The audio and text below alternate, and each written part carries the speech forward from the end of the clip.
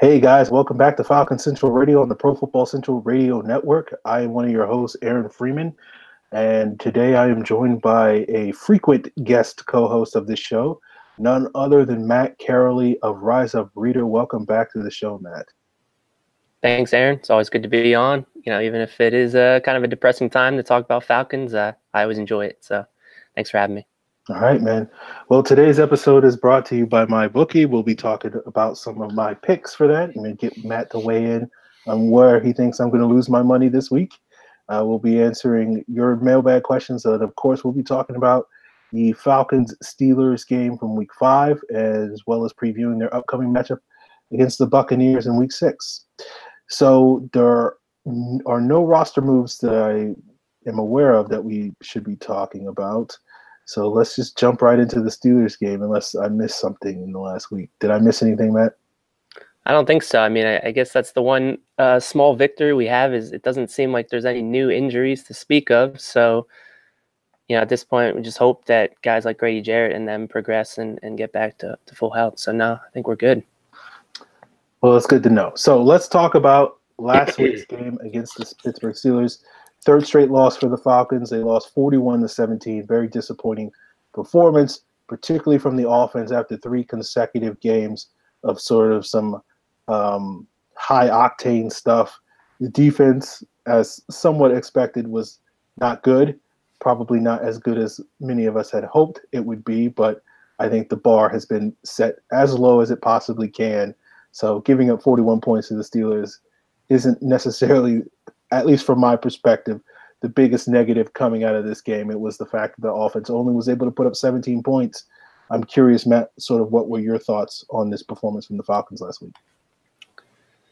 Yeah, so I'm with you. I mean, nothing really surprised me at this point about the defense. I think the biggest takeaway was on the offensive side of the football. In particular, the offensive line really had a tough time adjusting to the Steelers' exotic blitz packages. One thing that kind of hit me midway through the game was this was, I believe, the first game of the year. The Falcons were facing a 3-4 team, and, they have had quite a few struggles in past years with 3-4 teams. They don't see them too often. I know Chris Myers, who was doing the telecast, kind of brought it up as far as something that he talked with Alex Mack about before the game, was the fact that it's a little bit different adjusting to a 3-4 defense. Mack said that you don't always know where the guys are coming from, and that was clearly the case on Sunday.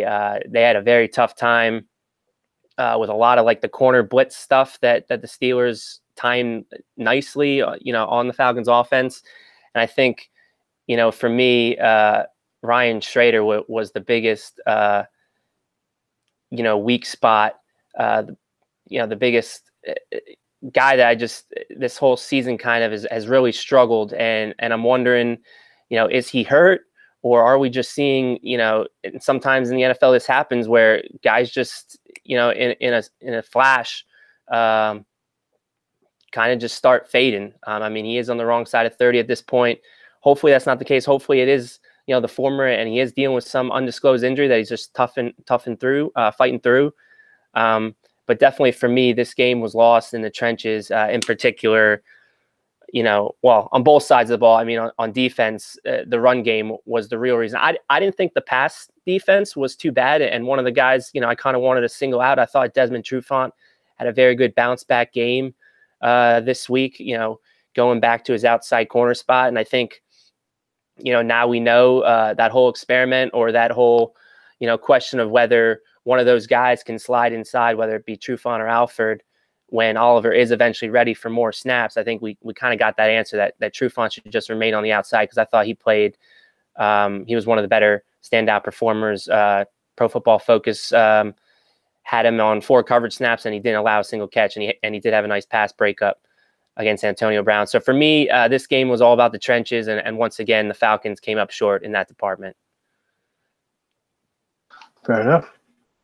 I wouldn't necessarily close the door on Trufant playing in the slot in the future. I just think he had a bad game against Cincinnati. I think other than that, he's generally been pretty good in the slot over the years when the few opportunities he's had to play there. So it would depend on the matchup. I wouldn't necessarily sort of be like definitely 100% Alford or never Trufant. But and that was something I was looking for in this game, whether they would maybe test Alford out this week there.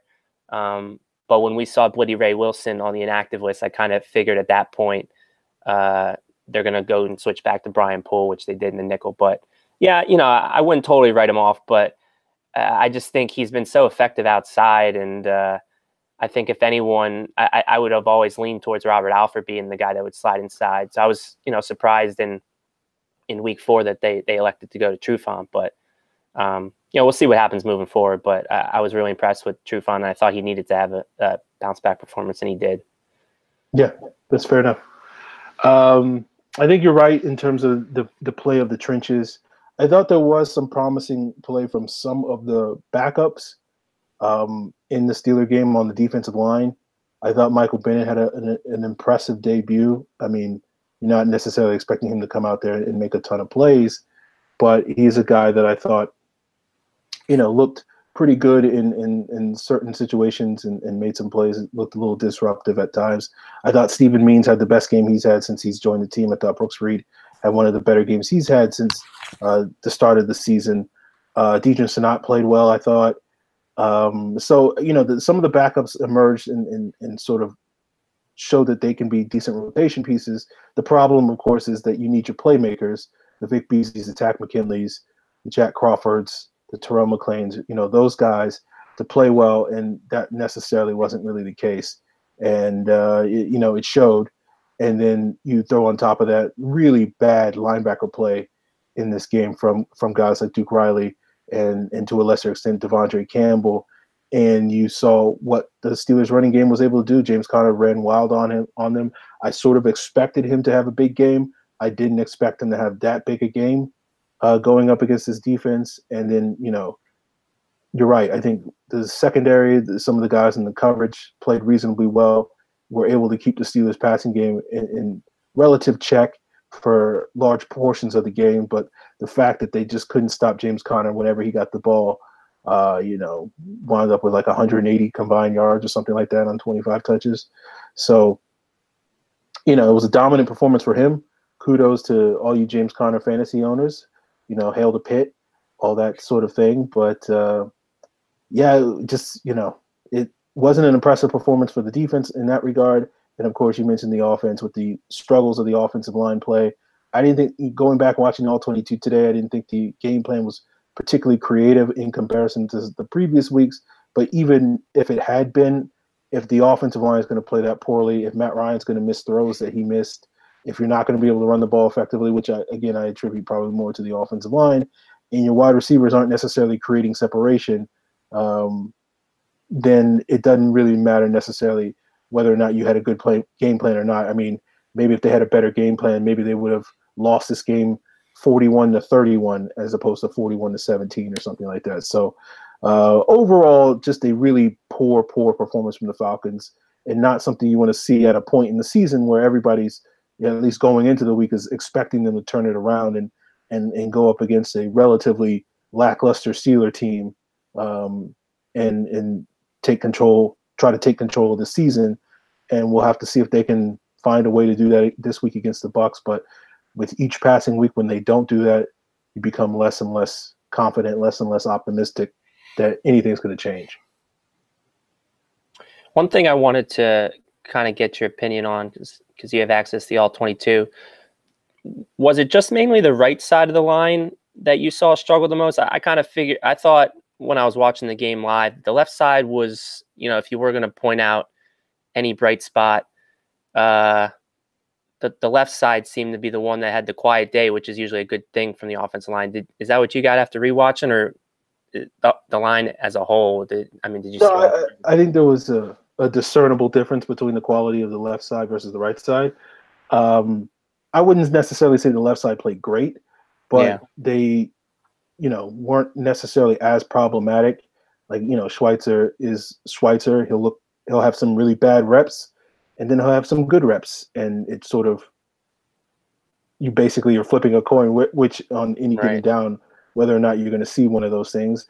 And, Jake Matthews was solid, but, the thing about Jake Matthews is, like, he doesn't necessarily come out there and light things up. So I think, the left side was okay, relatively speaking. I wouldn't necessarily say it was good, but it was okay. But yeah, I think the right side was really problematic. Fusco struggled, Schrader struggled, Mac had his struggles. Yeah. So, overall, you just did not get good enough play from really anybody up front. And even Jake Matthews had the best game. I wouldn't necessarily say he played great, but certainly compared to some of these other guys, he looked like a Pro Bowler at times. Yeah, and I think that's a good sign because, coming into the year, obviously we know some of the Jake Matthews haters out there, not a lot of us maybe would have predicted him being arguably the best Falcons offensive lineman through 5 weeks, but I think he has a case for it. And that's a good sign moving forward, at least that the blind side is trending in the right direction and he's going to be here for the next several years. So if there's one positive to take away from the O-line play, that would have been mine. I agree. All right, we got some mailbag questions dealing with the Steelers game. Evan Birchfield asks, who is the brother of the week? And for those of you guys not familiar with that term, that is someone who played well that may not get the public recognition for their performance. I agree with you. Michael Bennett did stand out at times. There wasn't a lot expected from him coming into this game, but he definitely made plays. I mean, anytime a defensive tackle I think he had like 4 tackles, 3 of them solo. I mean, that's always a good sign. But for me, I'm going to go also on the defensive line. I'm going to actually say I thought Dejan Sanat played well too. He continues to make plays in the run game, and for a rookie to flash the way he's flashed through 5 weeks, I just think, the Falcons we've talked about, there being about probably 4 spots that they need to fill. I think Sanat is cementing himself as one of the spots that he is filling.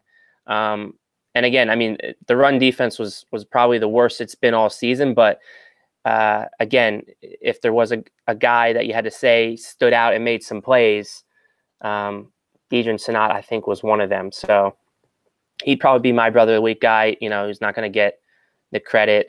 No one on this defense really deserves to get much attention, but I think he is definitely one of them that has been pretty consistent all year. Yeah, I thought Sanat was pretty impressive going up against Marquise Pouncey at times. I'm hot take, but I feel like Pouncey has been a little overrated over his career, but he's still a good center, and so it was nice to see Sanat play well against a quality player, and I agree with you in terms of his future. Michael Bennett probably would be my pick. I thought he did a pretty good job playing that 3 technique in sort of their base front that they were using. Showed some disruptive capabilities, so some penetrating abilities. So I'm curious to see what he can sort of do over the next couple of games, and see if we can sort of get something from this run defense. And potentially, as the season wears on, maybe see him as a alternative to maybe Jack Crawford playing inside in Nichols situations. So that's something to keep an eye out, but not necessarily expecting it to happen anytime soon. If I had to pick another player other than Bennett, I would probably go with Ricky Ortiz. I thought he had another solid performance, but unfortunately, because of the struggles of the blockers, the offensive linemen and tight ends in front of him, you didn't necessarily show it. But it's nice to see Ricky Ortiz in that fullback situation get better quality production out of that guy than we have seen over the last year or so. I'm always going to give a shout out to quality fullback play whenever I get the opportunity. Next question comes from Brian at Ice Julio Free. Do you think the Steelers would have beaten the Falcons down like that if they made it to Super Bowl 51? I remember before Super Bowl 51, a lot of people were saying the Steelers were a bad matchup for the Falcons. I saw some things in this game that make me think they might be right. This is a tough one to evaluate just because of all the injuries the Falcons are dealing with. I know the Steelers for the last couple of years have had a really rock solid offensive line, and all those guys were there on Sunday, and they kind of flexed their muscles and had a lot to do with the big run day for James Conner. And it's been well documented. Teams that have given the Dan Quinn Falcons troubles are teams that can win up front and can control the clock. I mean, we saw it last year in the playoffs with Philadelphia. That was a big reason that they eked out that win and moved on to the NFC Championship game. So I can see what he's saying there as far as that goes. But then on the flip side, that they didn't have Le'Veon Bell either in this game. So, I mean, yeah, there's definitely things that the Steelers can do from an offense that can really scare and hurt any defense. Now, the Falcons' offense compared to their defense, again, yeah, the 3-4 aspects of it definitely give the Falcons struggles. Again, we're also, I guess, with this question, we're including Kyle Shanahan in the equation, I would think, right? So Kyle Shanahan would definitely, I think, have a better idea of how to adjust to the blitzes that the Steelers were beating the Falcons on in that game. So it's a tough question. It's hard to evaluate, but I can definitely see where he's coming from and where the people were coming from as far as like what the Steelers can do to hurt the Falcons, especially offensively in the trenches, beating up the Falcons' weak defensive line. So in that regard, yeah, I can see how it might have been a bad matchup. What I'll say is, look, if the Falcons and Steelers had played in the Super Bowl 51, the Falcons would 100% would have won that game, because the Steelers were not a tough matchup for the Falcons. I mean, they have playmakers on offense, no doubt about it, but their defense is as vanilla as it came, and Kyle Shanahan would have probably dropped about 60 points on that defense in the Super Bowl. So you think that defense was vanilla on Sunday? The Steelers defense? Yeah. It wasn't on Sunday, but they have been historically. So like, I feel like, well, I mean, like, I don't think they really did anything exotic. I just don't think the Falcons were that prepared for what the Steelers were doing to the table. That's my sort of big takeaway from it. Wow. It's just like, and that's a shame too, because I mean, that we have all these questions, and well, not even questions, but everyone's seeing the hot takes. Is Dan Quinn on the hot seat? Is Dan Quinn on the hot seat? If you're saying the reason they lost is because they weren't prepared, that throws some legitimacy into that fire, which I don't think at this point, the way the season has been due to the injuries, I don't think there is any legitimacy. But if that's the biggest takeaway, which again, I'm not going to argue with you on that, because I didn't get a chance to rewatch the game or anything, but I thought some of the stuff that they dialed up and some of the stuff you heard Julio Jones talk about, how they were matching him up. I mean, maybe you can comment on that too. It seemed like they threw something out there that wasn't on film before. I have to rewatch it, because I didn't see necessarily anything that was too crazy out of the normal for what the Steelers do. Mm-hmm. They disguise some pressures. That's something that they do as a 3-4 team. You expect that coming out of the game, but I just think the Falcons really just, the preparation thing, like, this is something that we've regularly seen from the Falcons when they face AFC teams. For whatever reason, when they're facing teams that they're not familiar with, they just kind of go out there and play sort of these vanilla styles, and these teams sort of over the last year or so have been able to sort of dictate those games in a lot of ways. And going back to Brian's question, it's like, we played the Patriots in Super Bowl 51, and they came out and beat the crap out of us last year. So I don't feel like, to answer the question, like, based off of what we've seen from the Falcons against former Super Bowl opponents, like, maybe they probably still would have beat the crap out of us. I just think that's just, for some reason, the Falcons don't handle AFC teams well. Dan Quinn, I think, is now 6-9 against AFC teams in his career as a Falcons head coach. And particularly the last 2 years, they've really, really struggled in that regard, going up against those teams. So I don't think the Steelers are that bad of a matchup. I just don't think the Falcons had it. Whether it was they didn't prepare, whether or not the field, whether or not it was they had too many Permane brother sandwiches the night before the game, whatever it was, they just didn't play to the level that I think they should have played.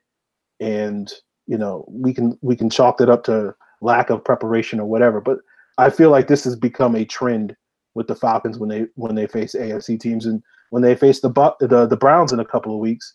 My expectation is they're going to not look impressive then, but we'll have to sort of see how that plays out. Okay. Any other thoughts on the Steelers game before we move on to the Bucs? Not really, nah. Okay. So the Falcons are going back to Mercedes-Benz this week to face the Bucs, who are 2-2, coming off of a bye week. We will see the first start of 2018 for Jameis Winston. He got some action in Week 4 against the Bears in the second half of that game after they got their butts kicked by that Mitch Trubisky and Taylor Gabriel and Tariq Cohen and Khalil Mack and all those guys tore the Bucs a new one in that game.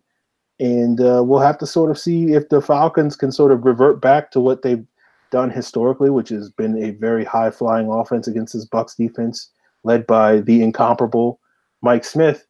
Or do they look more like the team they looked like last week, which is going up against what has been a high-flying Bucs offense this year?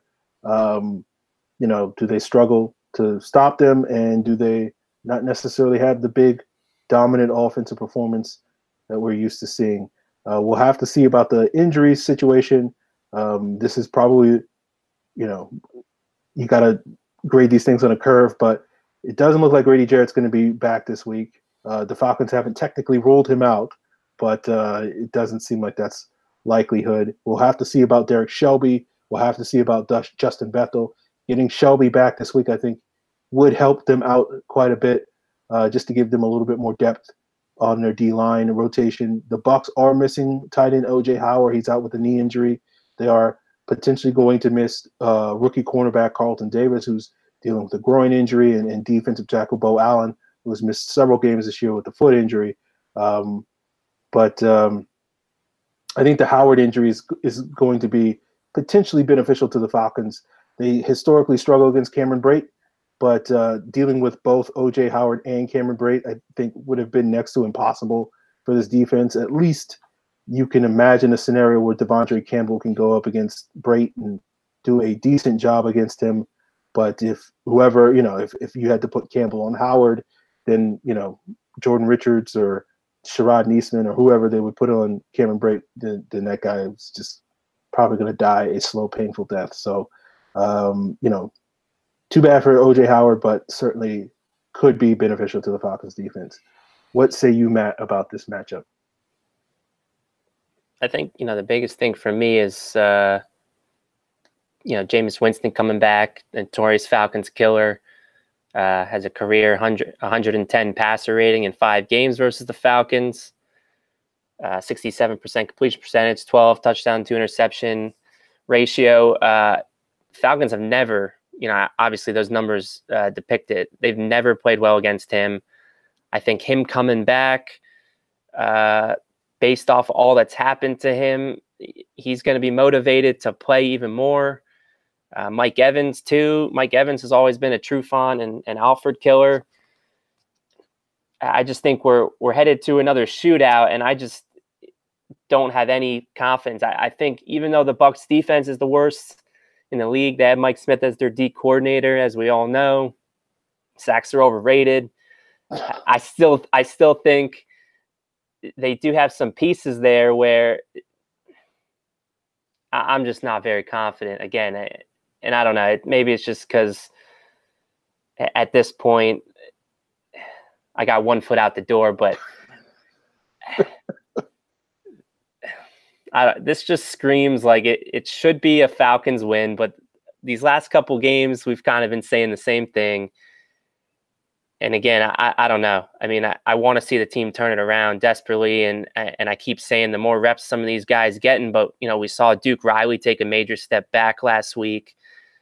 Jordan Richards has continued to be Jordan Richards.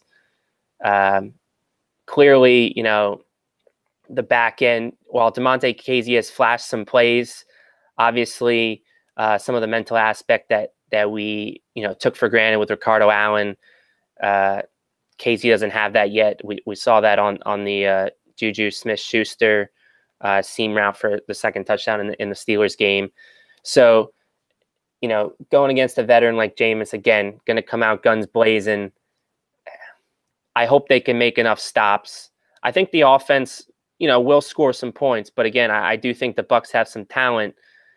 Guys like JPP going up against Schrader. If Schrader doesn't step up his game, that's a matchup where JPP can win. So, I hope I'm wrong, but I'm just not very hopeful right now with this matchup, unfortunately.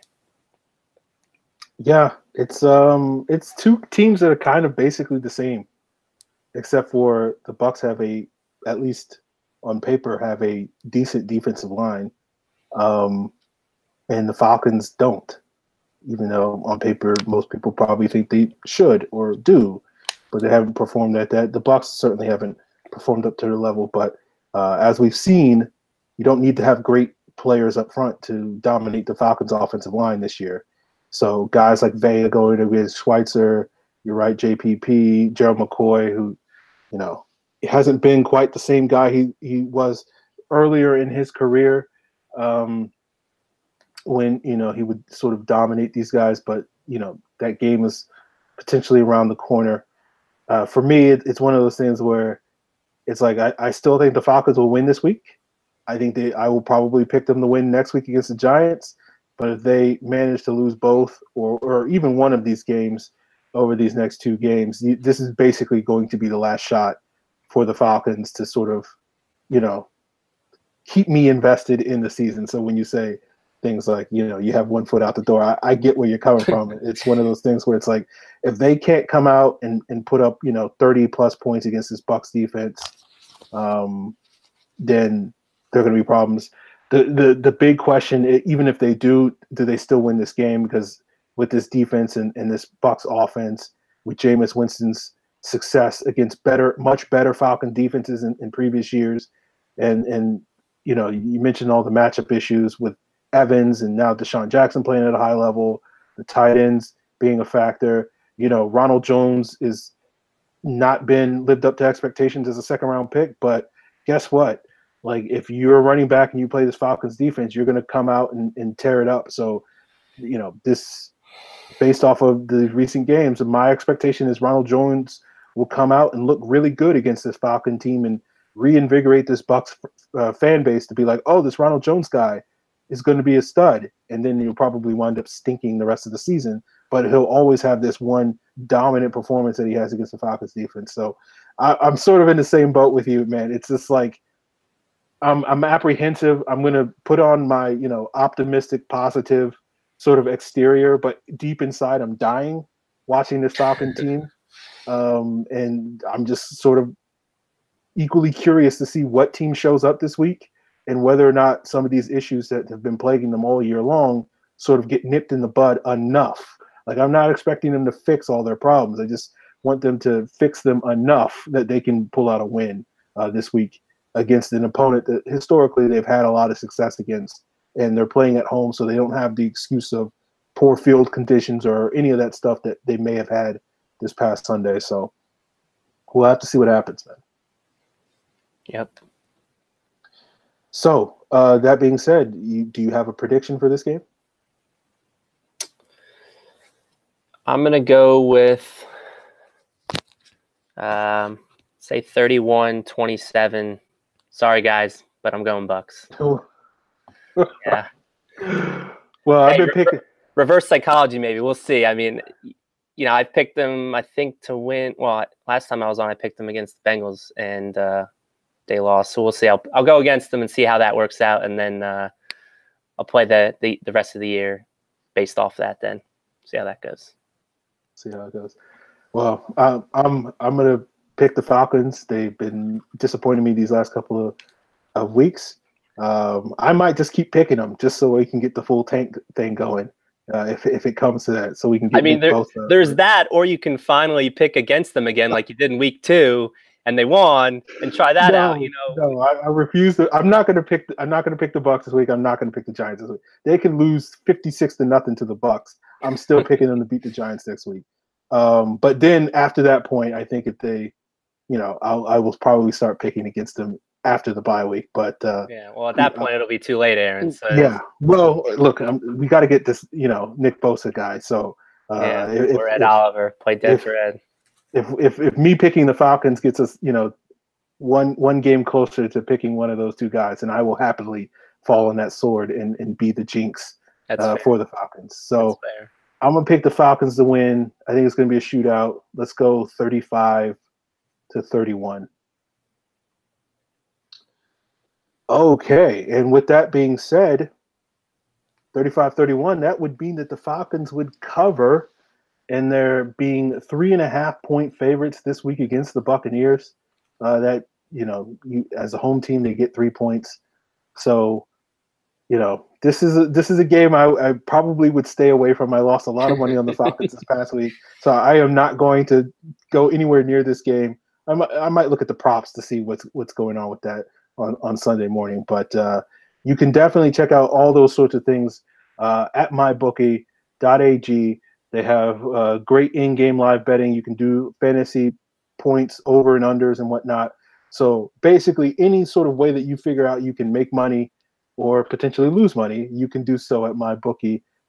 Check out their mobile website as well. But this is the segment of the show where I sort of make my picks, at least look at the teams that I will be betting on. 2 weeks ago when we had Matt on, one of my picks came through, the Patriots over whoever that was. That was easy money, though, I think. Always a safe play. Yeah, basically, I'm just going to ride the Patriots and the Rams for the rest of the season. But the Patriots play the Chiefs this week, so I feel like I might pick against the Patriots this week because the Chiefs are the underdogs here.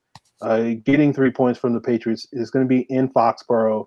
But I just like they dominated the Patriots last year when they played them in that season opener game. I feel like with the Mahomes and all these sorts of things and the struggles that the Patriots defense has matching up with speed, I feel like Andy Reid can do something this week. I would never take the Chiefs over the Patriots in the postseason, but in the regular season, I feel like, that the upside of that bet is worth it for me to put some money on the Chiefs as 3-point underdogs. The other teams, I like favorites this week, looking at all the various lines. I struggled to come up with a favorite. I like underdogs this week. I'm sorry. I really struggled to come up with a favorite that I would put money on this week. The closest being like the Jets, or 2.5-point favorites against the Colts at home. That's about it. Even that doesn't feel like a safe bet, so I might go money line on that one. Put that in a parlay or something. The other underdogs that I'm looking at that I'm intrigued by: Steelers at Bengals. The Bengals are 2.5-point favorites. The Steelers have, I think, covered 8 straight games against the Bengals going back many, many years. They typically have dominated this matchup. The games in Cincinnati are close, so I don't necessarily know at 2.5 points whether or not I would bet on this necessarily line. But I think this is a game that I certainly would feel comfortable going with the Steelers, even though I do think the Bengals are a better team, but they just seem to have the Bengals number as of lately. The other bet I like this week is the Broncos plus 6.5 points against the Rams. The Rams going to Denver this week. And, last week I put money on the Rams thinking they would dominate the Seahawks. They didn't. Cooper Kupp, Brandon Cooks dealing with concussion issues, going up against a very tough Broncos defense. I feel like they can slow the Rams down enough to at least give Case Keenum a shot to keep pace with them.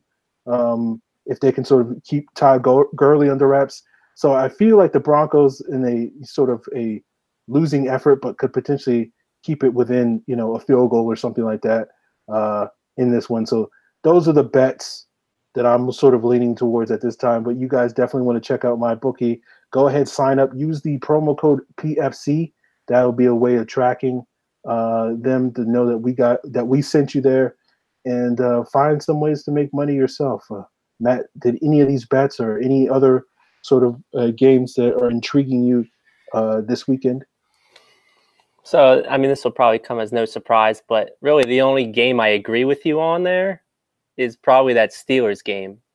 I think with your favorite, and again, I probably agree, it's going to be hard to pick a favorite this week, but Colts have played every team tough. Even last Thursday, they fought back. I mean, eventually they lost by 2 scores, but I think this is one where the Colts Jets have been a hot and cold team. I think the Colts knocked the Jets off there.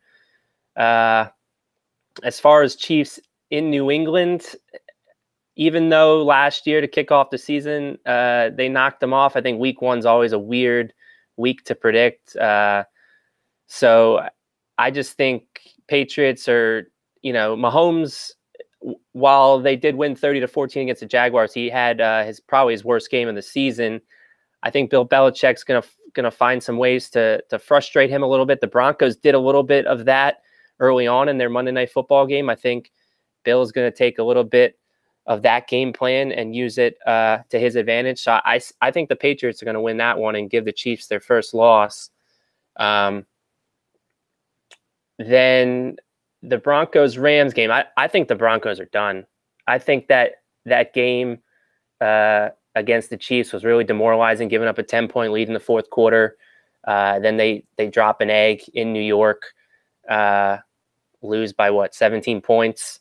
So I think the Rams could kind of get back into a groove, even if Kupp and Cooks are out. I think McVay is such a great play caller that he'll find ways to get some of their tight ends involved, maybe, and I think they can win by 10 points, say. So, sorry to be the bearer of bad news, but if you are going to put money on these games, maybe you shouldn't get your hopes up.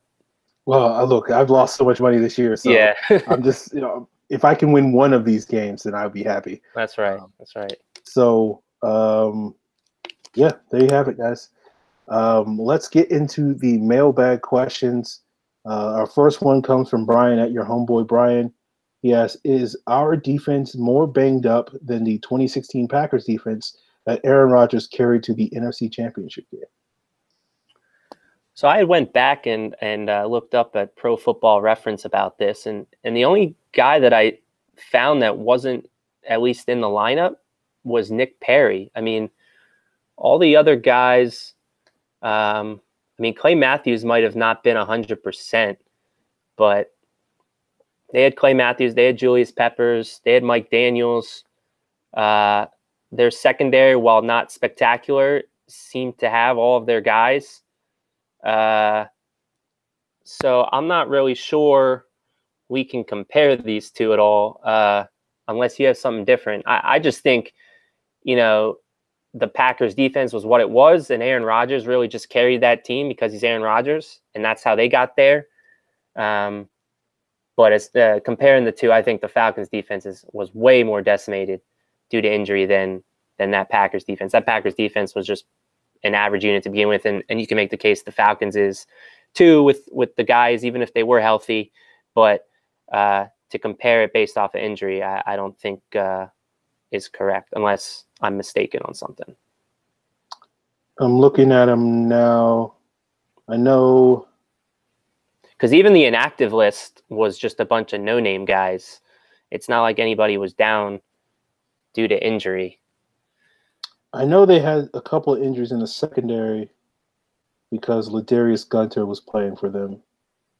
But yeah, I'm looking at the list, and other than their big injuries were like Jordy Nelson that year, right? And he went. I mean, he had a pretty decent game with that rib injury.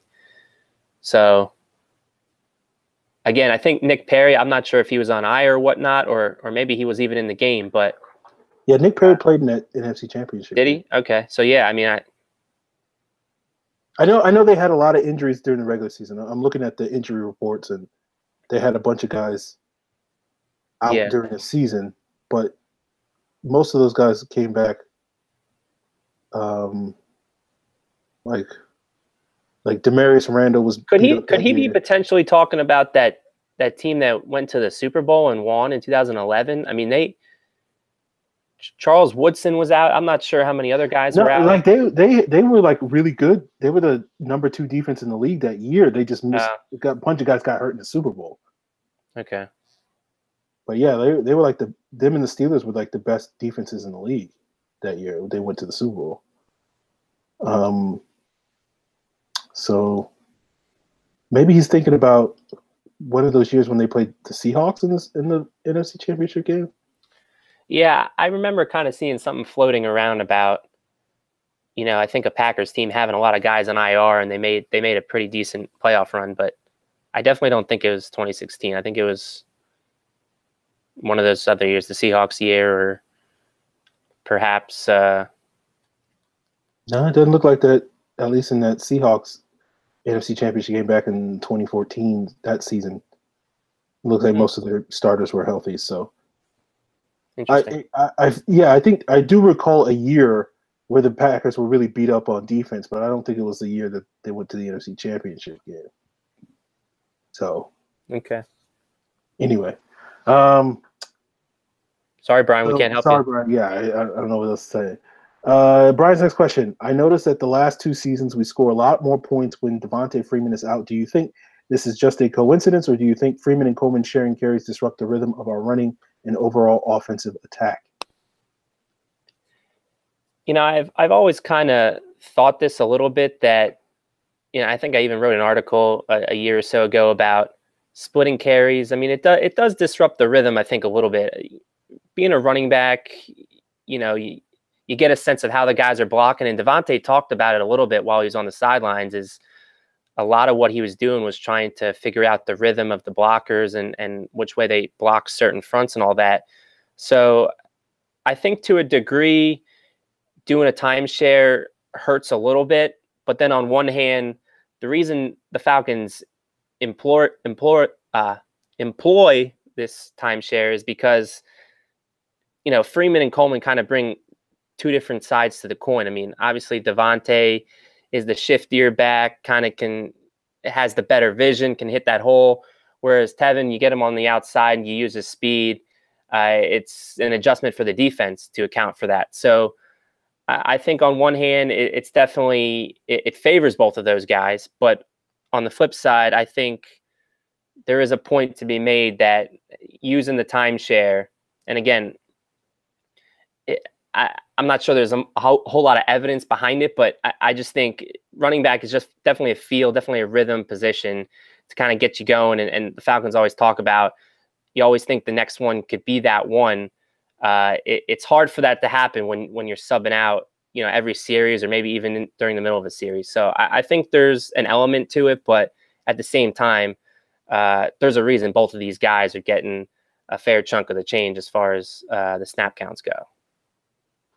Yeah, the thing that's weird about it, because I've had a guy on Twitter this last couple of weeks insisting that this is a thing, and I was kind of like, this is not a thing. But the way I sort of thought about it was like, there's really no evidence that the running game struggles when these 2 guys are both in the lineup versus one being in the lineup.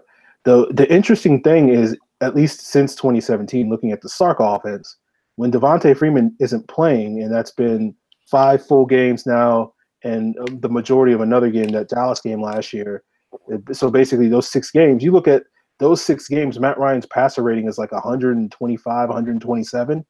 And then you look at the other, 26 or however many games it is, 16 games or whatever, when Devontae has played, and his passer rating is like an 85 or 87. So like there's like a 40-point swing in Matt Ryan's passer rating when Devontae Freeman isn't on the field. And I don't know how to explain that. Like, it doesn't make sense to me that when he is or isn't on the field. When he isn't on the field, Matt Ryan's passer rating is 40 points higher when Devontae Freeman's not playing. Okay, yeah, that's okay. That's what I thought you said. In games, like I haven't broken it down by like snap by snap or anything like that. But right. So it's one of those. I think too. Sorry to cut you off again, but I think too. Matt Ryan, as far as statistics goes, last year didn't have a great year. I mean, his overall quarterback rating ended up being in the low 90s. So I think using that stat to speak on this, I mean, Matt obviously right now is playing at outstanding football, had, from weeks 2 to 4 was in that 120 range. I think that's a little bit of coincidence. I mean, if Tevin Coleman was the guy here and Devontae Freeman was in, do we really think that Matt wouldn't have had those great games? And it was because of the fact that the running game wasn't spectacular, and that's why. I mean, I wouldn't go that far, but I mean, maybe it's something to obviously to monitor moving forward, because Devontae came back. Matt had probably his second worst game. I thought that spoke more of weeks 2 through 4 and not necessarily him playing terrible, but I don't know. I wouldn't go that far and say,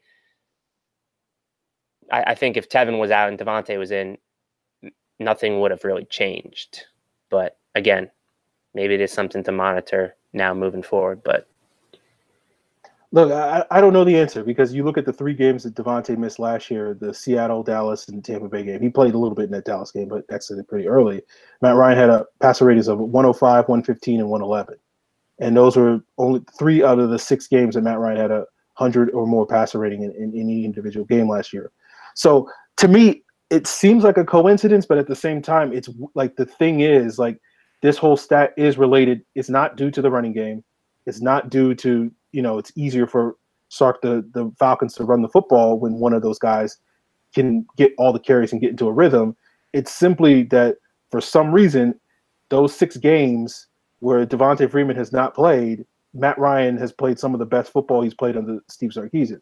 What is the cause of that? Like, it's hard for me to sort of think that it's related to not, like, what is Devontae Freeman doing that is making Matt Ryan into a much lesser of a quarterback, or what is that Devontae Freeman is doing that somehow, apparently, if you're going to attribute this to a Sark thing, that Sark somehow is able to get more out of the passing game and Matt Ryan in those games when he doesn't have to worry about Devontae Freeman being in the game.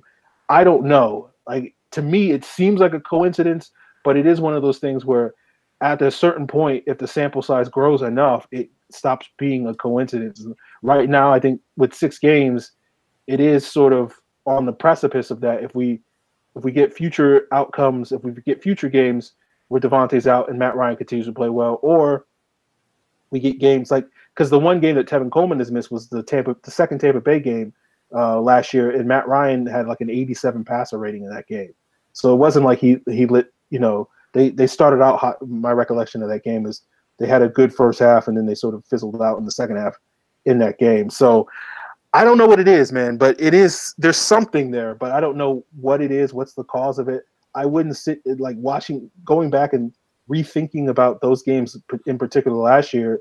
And that was something I tweeted about during training camp was I don't feel like Sark was calling a better game. I just felt like the Falcons offense was clicking more in some of those games than necessarily because Sark was coming up with better things. So, maybe, look, I don't, people can read into that what they're going to read into. Yeah, I'll tell you what, if the Tevin Coleman stands get a hold of this stat here, it's going to add a whole nother headache. I don't know what it is, but for some reason, like, basically the only conclusion is like Sark hates Devontae Freeman and is sabotaging the offense when like that. That's a hot take, but like that's the only thing that really can explain this, because there's no reason why that should be the way it is. Yeah, not a single one. Okay, our next question is from Brian, of course. When Keanu Neal and Ricardo Allen come back next year, are they likely to struggle at first coming back from the torn ACL like most quarterbacks do, or will it most likely not have as much an effect on a defensive back? The one I'm more worried about would be Ricardo's Achilles. I think Achilles is a much more damaging injury moving forward. We saw it with Sean Weatherspoon, albeit he had multiple Achilles injuries. But I said it on Twitter too. If there's anyone, Ricardo Allen kind of built his career out of being doubted. So I'm not too concerned about either of them. I mean, with an ACL and Keanu, ACLs, guys come back all the time from ACLs, sometimes even more than once. Thomas Davis, just a testament to modern day medicine, coming back 3 times. So I think they'll be fine. Both those guys are extremely young still. I mean, Keanu is still just 23 years old. So I think they'll be fine. I'm not a doctor or anything. I've never had a significant injury, never broken a bone, knock on wood. So, I can't speak to really coming back from any major injury, but we see it all the time now. Again, the one I'm more concerned about is Ricardo's, but again, he's defied the odds already. I think he'll have no problem doing it again. Yeah, I think the Achilles injury is a much more serious injury because it typically takes like 18 months for a guy to start to recover from that. But the good thing for Ricardo Allen is like he's a zone single high safety.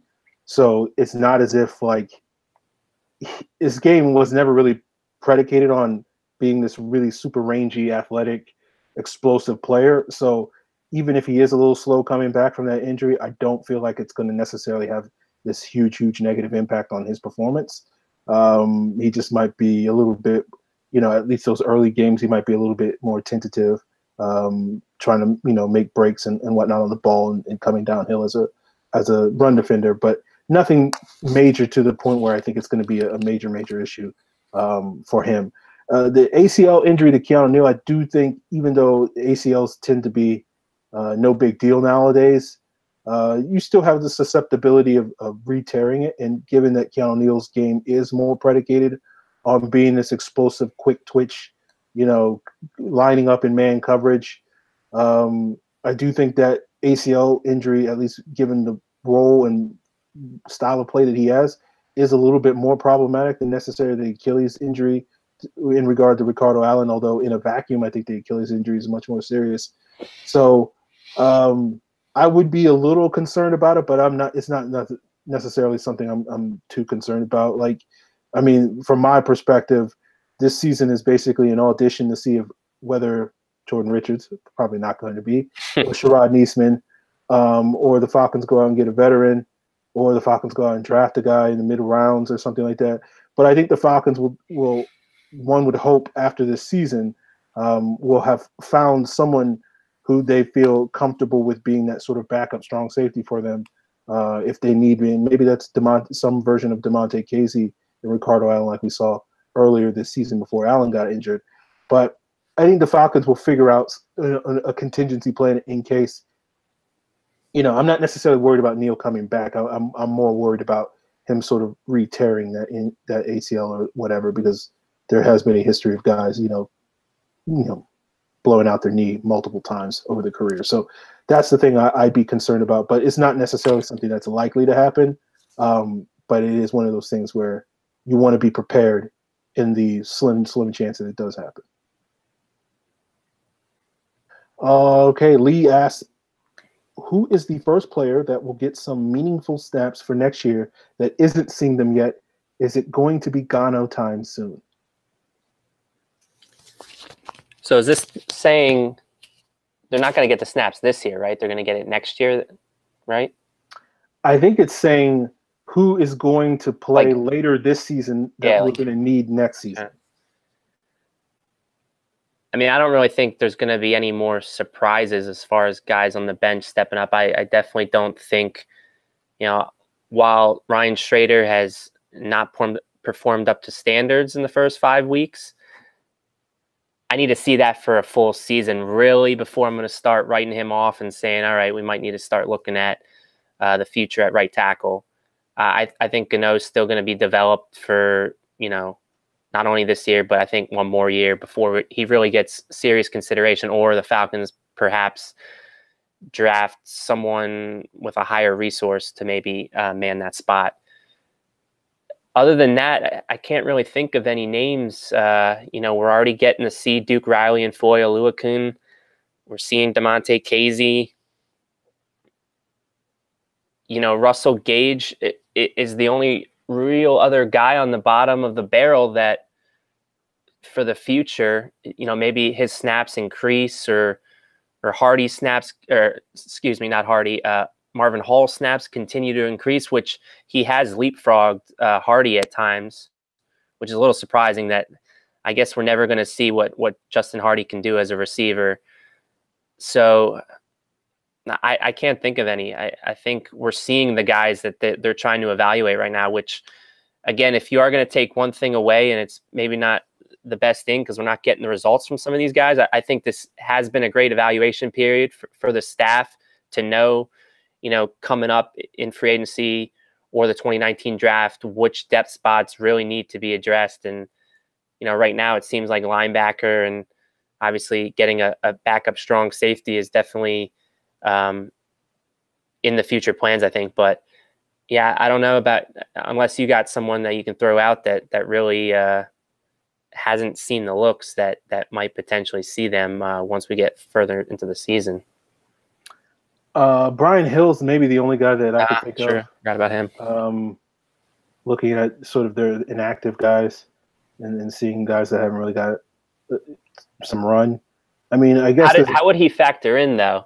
Is my question, because I feel like you got to move one of those guys ahead of him. And I think the scenario is injuries more so than necessarily moving a guy. Yeah. So, given how the season is going so far, it seems like it's only a matter of time before some of these bottom string guys get some action. As for Gano, I'm with you. I would be surprised that it would sort of have to be an injury. Like, I think the only scenario where we see Gano play is if Schrader gets hurt, and then they put Ty Sambrailo in the game. And of course, people know how I feel about Ty Sambrailo. And at that point, I just think, even though Gano is pretty raw at this point and probably would very much struggle, at that point, I think you would be like, well, he's not going to struggle anymore than Ty Sambrailo, or maybe he would. But at that point, you're just kind of like, might as well kick the tires and see what this young fella can do. But I would not like. I can't even imagine the scenario how poorly Ryan Schrader would have to play for them to bench him in order to elevate their fourth offensive tackle, an undrafted free agent to plug into. Like, because you remember when Schrader got his opportunity, that was in the season where Jeremy Trueblood took over for, was it Mike Johnson, I think, was going into the season as a starter, got hurt. Then Lamar Holmes had to sub in for Sam Baker, who got hurt. And then Jeremy Trueblood was starting at right tackle. And then we got to like the midpoint of the season. It was like, okay, Trueblood is not going to be an option for us in the future. Let's see what this young guy in Ryan Schrader can do. And it took like another 4 weeks for the Falcons to start playing him. Thanks, Mike Smith. So I imagine you would have to see a scenario like that where Schrader is in this situation where he's the guy gets hurt. You put Sam Braylo in, he becomes the Jeremy Trueblood, who you're like, why are we starting this guy? Let's see what the young fella can do. And then Gano would get in the game. So, I think the same situation would probably be the only way that we probably see significant reps for Brian Hill. If Freeman and or Coleman are out for an extended period of time, if Ito Smith is nicked up or something like that as well, and the Falcons, say, hey, let's give this Brian Hill fella a run and let's see if we can do this, this 40-40-20 split with him, and he takes full advantage of that 20% that he's getting. And then they sort of steadily increase their reps, and then they have a 4-man backfield at the end of the season. And depending on what happens with Tevin Coleman, this offseason, potentially a 3-man backfield in the 2019. That does bring up a point. I mean, if this season continues to spiral away from the Falcons, and we're looking at a team that's like 2-8, 2-9, I feel like at that point, especially if Schrader does continue to play the way he's played, I think we would get our answer then if he's hurt. Because if he's hurt and you're 2-9, what's the point of continuing to roll him out there? Then, A, do we get that answer? Or B, do you start to want to evaluate some of those guys in a season where it's 2-9, 2-10, just to see, again, what you have with some of them, like you have already with the Duke Rileys and the Kazeys and the Oluwakuns of the world? I mean, is that something that you can envision them doing if that's the case in 5 or 6 weeks?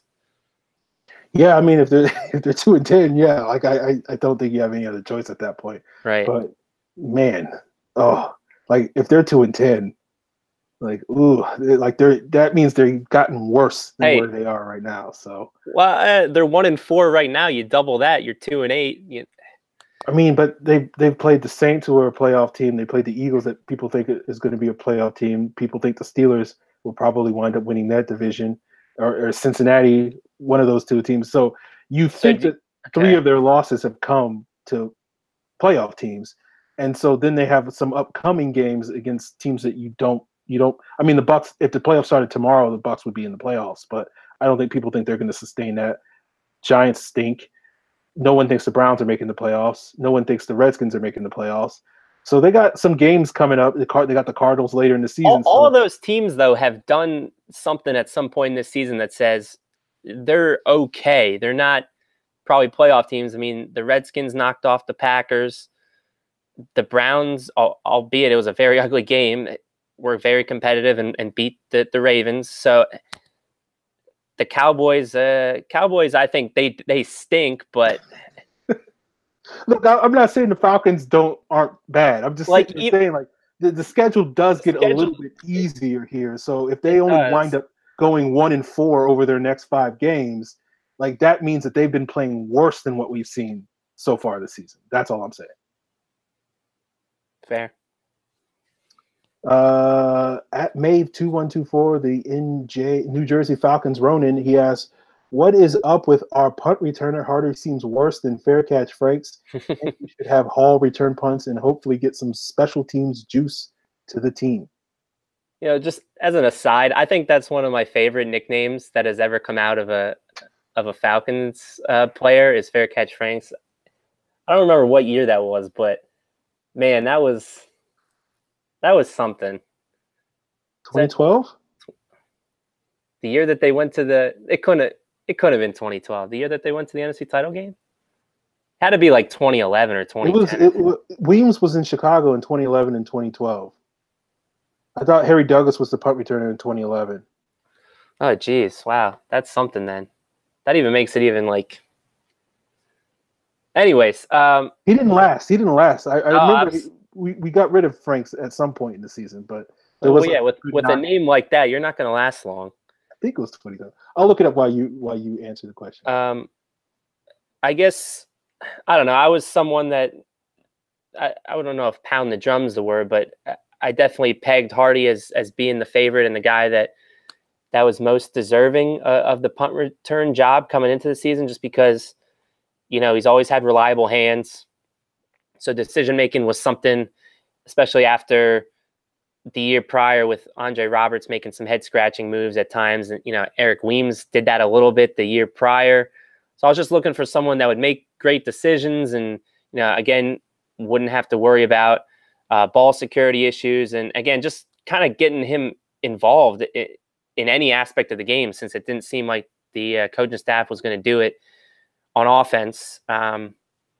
And again, I guess, I missed the play in the Steelers game because my feed wasn't great. So you're going to have to kind of fill me in on that one play. But, it hasn't been amazing. He did break off one already. I don't know. I think we're expecting a little too much from the punt return game.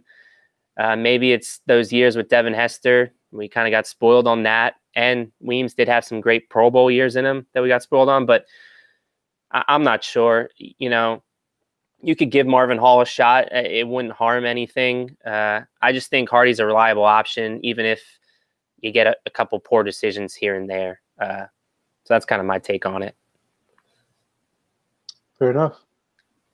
It was 2012 with Dominique Franks. Wow. But I think they switched to Harry Douglas at the end of the year, so I might have. Falcons would have been in the Super Bowl if they had a better punt returner. Heard it here first. Okay, there you go. I'm a huge fan of Justin Hardy as a wide receiver. I think he's a very underrated wide receiver. I think it's Mohamed Sanu here, Justin Hardy like right here. But obviously he hasn't gotten those opportunities to showcase and sort of the consolation prize is putting him on punt returns, which I just don't think is a good fit. The issue with Hardy on punt returns is, as a punt returner, your job is obviously to catch the football first and foremost. And then the second thing is to make the first guy miss and then get as many yards. The third thing is to get as many yards as you can possibly get. And while Hardy is more than capable of catching the football, he doesn't make the first guy miss, and basically has maybe made one or two tacklers miss this entire season, which, as a punt returner, you need to do that every single time. So that's been the main issue with Hardy. When we've seen Marvin Hall return punts in the preseasons in previous years, he has been consistently able or at least much more consistently able than Hardy has shown to do that. Plus, I think Hall is much more capable of doing that third thing, which is get the maximum yards because he has that burst, and just Hardy does not accelerate particularly well out of his cuts and whatnot, much like Mohamed Sanu. But anyway, I think getting Marvin Hall back there on punt returns makes a lot of sense. You already have him returning kickoffs now. He's done a pretty decent job over the last couple of games doing that. So why not? I think the only reason they're keeping Hardy back there is maybe because he's shorthanded or because there really isn't a role for him in an offense other than basically blocking. And so they're like, well, he's not on special teams coverage units anymore, and he's not getting targets on the offense. He got like one shovel pass, like that's literally his only touch this entire season. And so let's have him do something on punt returns to keep him invested. And like that's the only thing that makes sense to me as far as them continuing to keep him there. But I do think they have a better option there. I thought they had a better option the last couple of years with Gabriel instead of Weems. I wasn't as down on Weems, largely because Weems had done it for 8-10 years. And so even if he was limited in that regard, he had proven in previous years. So there was a amount of trust that he had built up over a decade with this coaching staff. Hardy doesn't have that. And so it doesn't make any, like, basically he's old man Weems without the 8 years of success that came before it.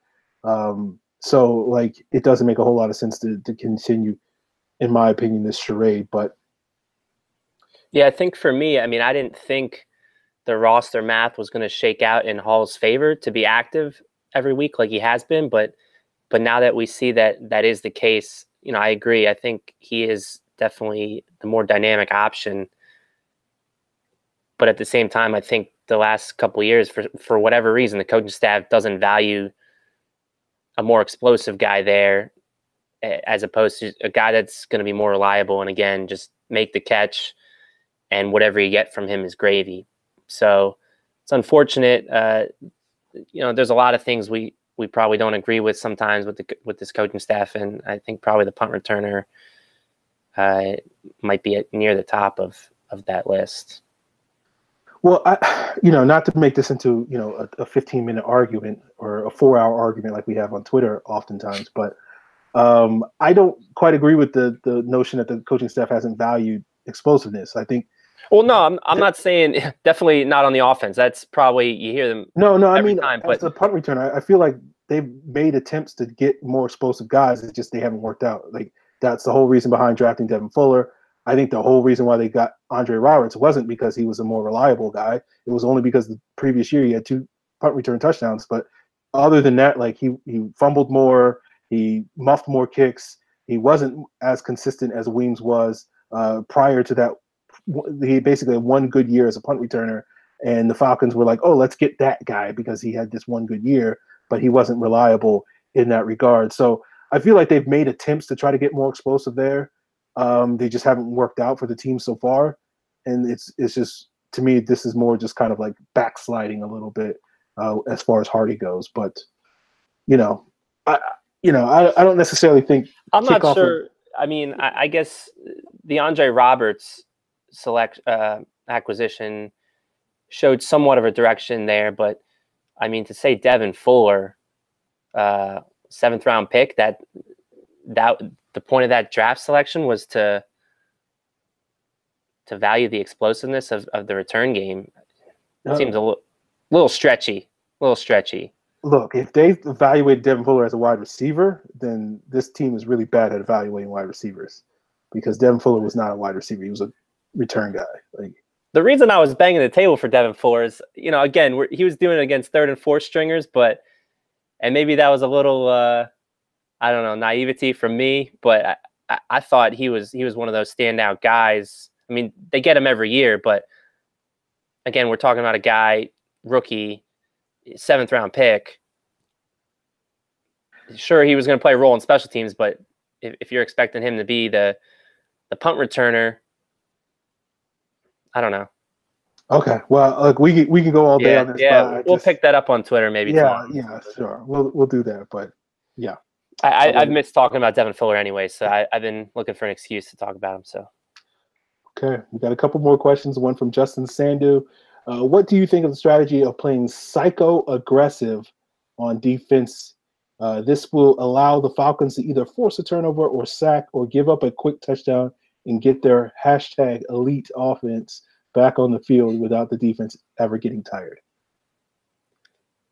So I don't know if this classifies as psycho-aggressive, but I've said already here that I would like for them to play more man. I think that simplifies things for some of these younger guys, and I think we saw some of the benefits to that in the second half of that Cincinnati game. I believe they reverted back to some of their older ways this past Sunday, but I'm here for being a little bit more aggressive at this point. What do you got to lose? Let's go for broke. Let's send some more blitzes. You got to do something to manufacture the pass rush. So I'm here for the aggressive play style.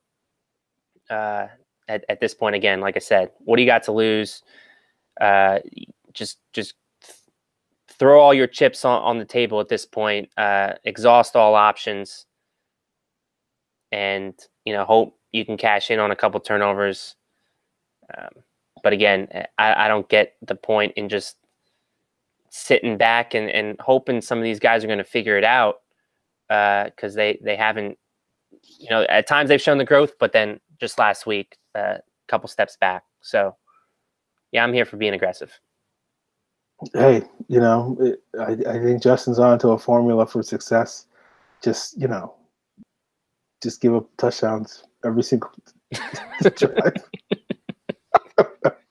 Look, nothing they're doing is working. So whatever. At this point, it's like whatever. Do whatever you want, Dan Quinn. I don't care. Like it doesn't matter. You want to be super aggressive and blitz every snap, bring 6-man pressure. Look, I was all about bringing 6-man pressures going into the season.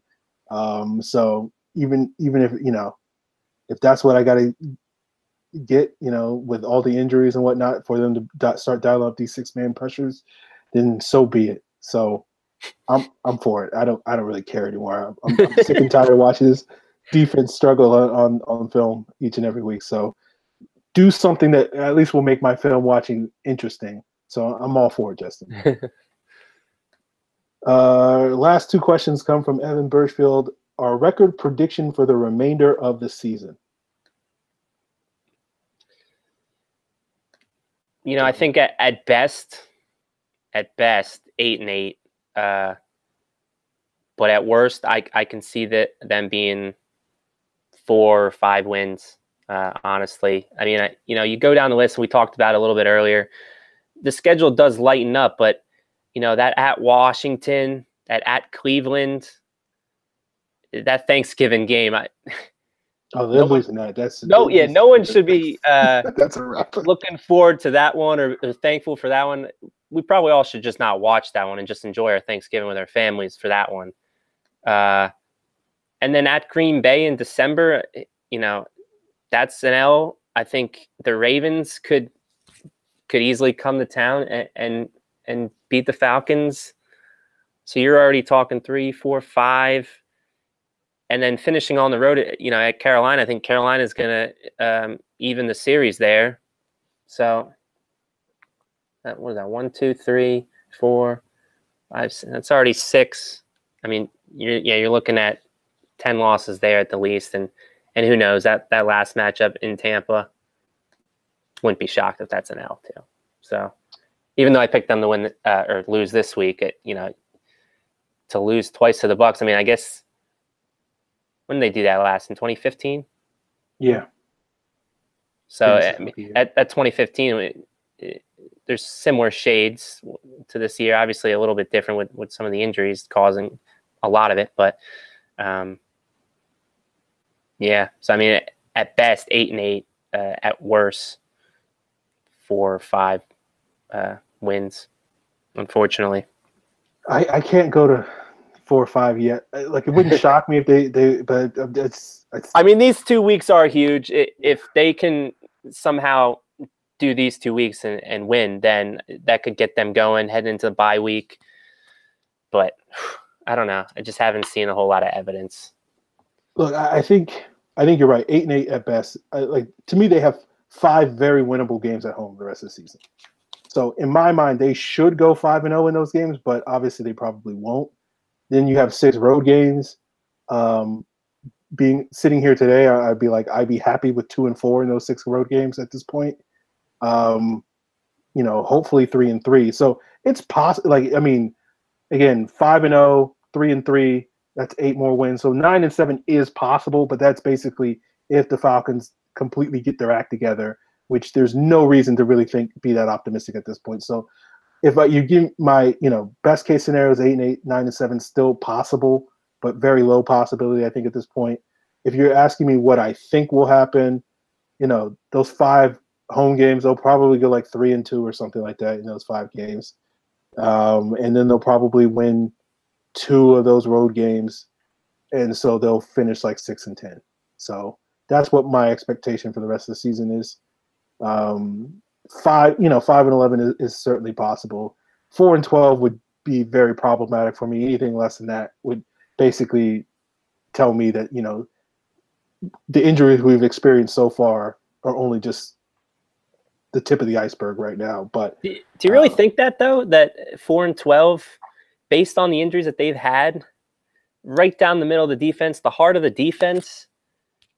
I mean, obviously, we talk the pass rush and the D-line play is the more problematic issue. But, we've seen this team win with maybe even less of a pass rush. And I just think that's why, to me, if they do go 4-12, 5-11, I've made my peace with what's happened this year, and it's very unfortunate. But I don't think it's an indictment on the talent of this team. I still think this roster, when healthy, coupled with a couple more additions, hopefully they invest heavily in the D line and in the O line and get a little bit younger there for the future. I still think this is a great roster when all of its parts are there and clicking. So to me, I'm not sure if I'd go as far as saying it's the tip of the iceberg, but to each their own. Look, to me, like if they don't have more injuries and they finish 4-12, like that to me is an indictment of the talent of this roster, because there's no reason for them to only win 3 more games when you have 2 against Tampa Bay, you have the Giants at home, you have Dallas at home, you have Baltimore at home, you have Arizona at home, you got road games, you got division games on the road. Obviously they lose that Thanksgiving game, but you got Carolina, who you've beaten. You got Green Bay, which you typically owned. You got Cleveland. You got Washington. Not in Green Bay, though. They don't own them. No, that's fair. But I'm just sitting there like, if you can't win more than 3 games out of these next 11, like that does to me, and you don't have like major injuries on the offensive side of the ball to sort of match what's going on the defense, then that to me is an indictment, because this offense alone should be able to score 30 plus points in most of those games, in my opinion. Because one thing we didn't really even touch on, obviously we brought up the injury report, but I'm expecting Grady Jarrett to be out these next 2 games. And then after the bye is when they'll consider bringing him back. That's why I'm concerned about these next 2 games, even though it is the Bucs, even though it is the Giants. Those teams do have a level of talent on them, and on paper, they can put something together kind of similar to what the Steelers did. I mean, the Steelers played terrible the first several weeks leading up to the Falcons game. But again, they have talent and they put it together for that 1 week.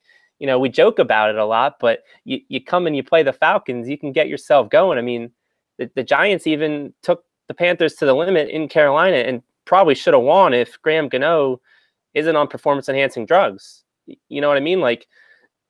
So Grady Jarrett, we saw the effect he had. I mean, we didn't even need any evidence. We know what kind of effect he has not being on the field. But that's why I just think even with some of these easy matchups on the next 2, I just think they've lost so much, and they've lost it right down the heart of the defense, that you ask any other team to do that. I mean, obviously the offense can keep up toe-to-toe, but if they need one stop, can a defense with this many injuries get it? It's a tough ask anywhere around the league, in my opinion. No, it's fair enough. Like, these next 2 games are very losable games. Don't get me wrong. I just think if they lose both these games and then they come out of their bye and lose both to Washington and Cleveland, Then one hopes they get Deion Jones back for that Dallas game. Then you're going to have Deion Jones making, a pick six against the Saints in a losing effort. But then you still have 2 home games with Deion Jones presumably on your roster. You got the Packers, you got the Pitt. I just think if they don't have the same excuse on the offensive side, like again, there's going to be one would hope that as the season progresses, this defense will at least have a couple of games where they give up less than 30 points. Just a couple. I'm not saying like that's going to happen every single week, but there should be like 3 or 4 games at least that the defense does not give up 30 or more points. I just don't think this team, like this defense is bad, but this shouldn't be like all-time worst defense. Like I'd have to look at the numbers, but I imagine if they give up like 30 plus points in like 4 or 5 more games, they're going to be in the running for like the worst defense of all time, right? Yeah. I mean, I guess it was the 2014 year where they finished 32nd, right? And they still, that was the year they scrounged together 6 wins, had a shot to make the playoffs.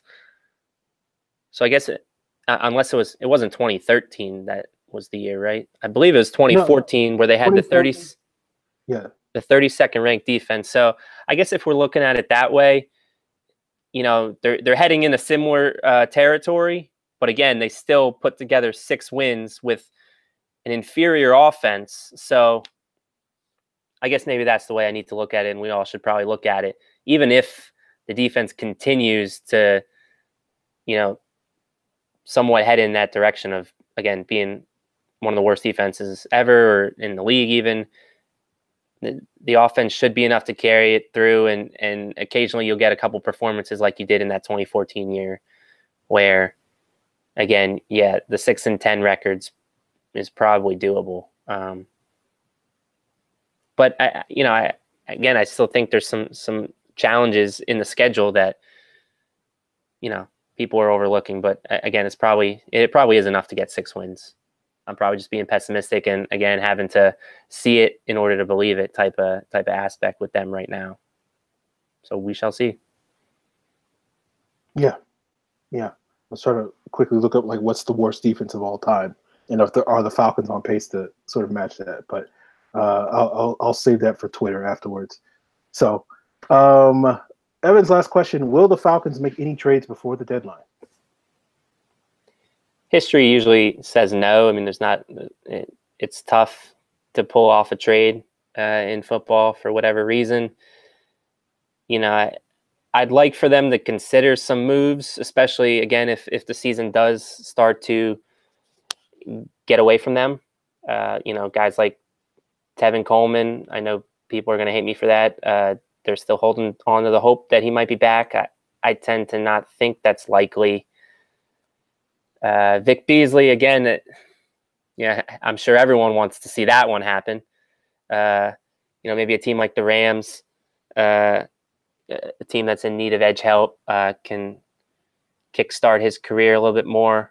But when it's all said and done, I don't see anything happening, unfortunately. But a man can dream. So, Evan, dream away, man. Dream on. Okay. All right. While you were talking, I was looking it up. Yes, the Falcons are on potentially the worst defense of all time. Get my facts right.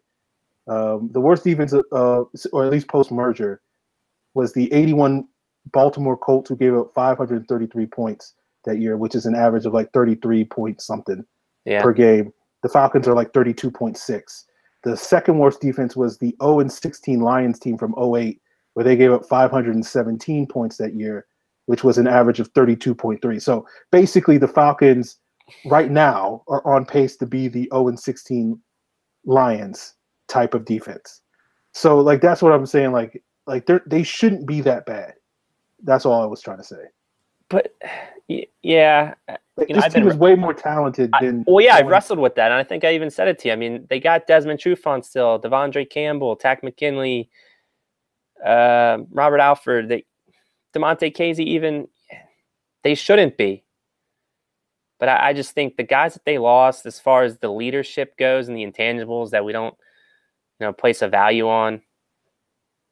It's why I've made my peace with it that again, it is what it is. It was unfortunate that it all just, snowballed up into one season, into a few weeks. But what are you going to do? Okay. Anyway, will the Falcons make any trades? I'm not holding my breath on it. I think last time Matt and I sort of briefly touched upon this when he was on the show 2 weeks ago. It was like, I'm open to certain players being traded. I would be open to trading Mohamed Sanu. I'd be open to trading Vic Beasley. I'd be open to trading Devondre Campbell. I wouldn't necessarily be open to trading at this point. I'm kind of like, this team has so many holes. At least looks like they're going to have a bunch of holes that even giving up 5th, 6th, and 7th round picks to me at this point doesn't make a whole lot of sense, particularly if you're trading them for guys in contract years. Unless you're absolutely convinced that you're going to pay that guy before that guy hits free agency. But generally speaking, teams aren't going to necessarily trade guys that are in their first couple of years of their rookie contracts. You have examples like Hassan Reddick, but I don't think the Cardinals are going to give him up if they do choose to give him up for something cheap, whatever they want to give him up. Like, I imagine a scenario where if you're trading Hassan Reddick, you're giving him up for like a 3rd round pick, which is going to be too rich, in my opinion, for the Falcons to give up for a player like that. But,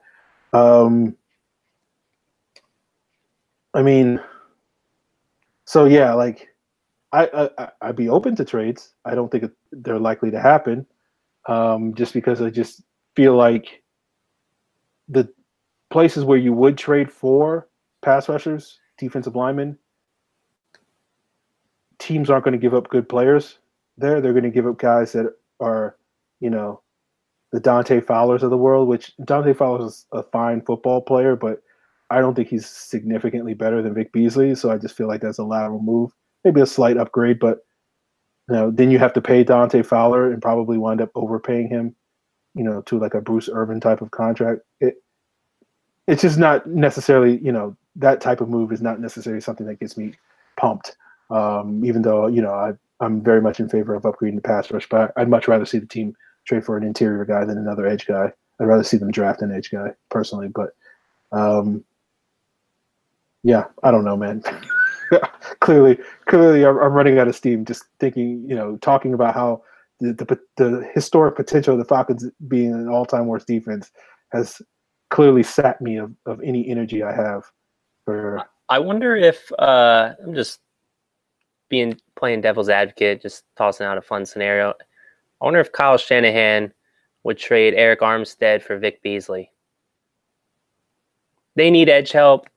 We can use the interior guy. Contracts kind of offset a little bit. Vic Beasley's got a couple more million next year's option than Eric does. In a perfect world, that would be something that if we're playing Madden, fire that up in the trade thing on trade machine on Madden, and I feel like that would pass the filter. That would be something. I mean, we've talked about Eric Armstead. I'm with you. I think if anything, try to get an interior guy, because one, I think the free agency class for edge rushers is going to be pretty nice. I'm not sure how much they'll have to throw at one of those guys. I think if anything, a 1-year type of rental, prove it guy is where the Falcons will fit into that market. And then also, I think the draft class is good on edge guys, and it's also good on interior guys. But if you are going to try to trade for someone, I think the interior guy is the way to go. But yeah, not to get too much into draft philosophy 6 months in advance, but generally edge guys impact sooner than interior guys. There are obvious, that's not a necessarily a universal statement because, there are people like Aaron Donald and whatnot, but yeah, so I would lean more edge in the draft. Plus, because edge guys make so much money now. I mean, interior guys aren't cheap either, but as we'll probably find out soon with Grady Jarrett. But I think it's hard to overpay for a good D tackle. I think it's very easy to overpay for a mediocre edge. Bruce Irvin can attest to that. Vic Beasley argue, we can attest to that. But